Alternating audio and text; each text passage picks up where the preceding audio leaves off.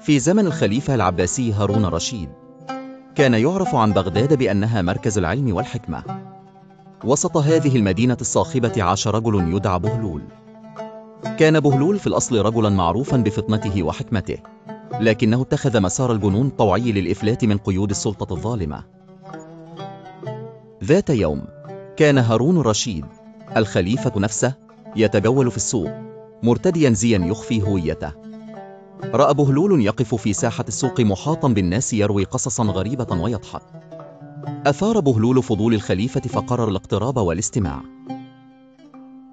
اقترب هارون وقال: أيها الرجل، لما تضحك والناس تحسبك مجنونا؟ أجاب بهلول بابتسامة واسعة: أضحك يا أمير المؤمنين، لأنني أرى ما لا يرونه. أدرك هارون أن وراء هذا الجنون حكمة. في يوم آخر، دعا هارون بهلول إلى مجلسه، وقدم له صينية مملوءة بالذهب والفضة، قائلا: هديتي لك يا بهلول. نظر بهلول إلى الهدية ثم أخذ حجرا من الأرض ووضعه على الصينية، قائلا: كما أن للذهب بريقا فإن للحجر قيمة عند الله. دهش هارون من رد بهلول وقال: وكيف تقارن هذا بهذا؟ أجاب بهلول بصراحة: القيمة الحقيقية ليست في الثراء، بل في استقامة النفس. تعمقت معرفة الرشيد ببهلول أكثر فأكثر، وبدأ يأخذ برأيه.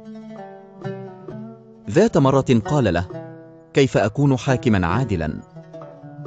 فأجاب بهلول: عندما تنام بسلام والناس تنام بدون خوف من ظلمك، فإنك حاكم عادل. أدرك هارون أن بهلول لم يكن مجنونا بل حكيما متخفيا وراء قناع الجنون.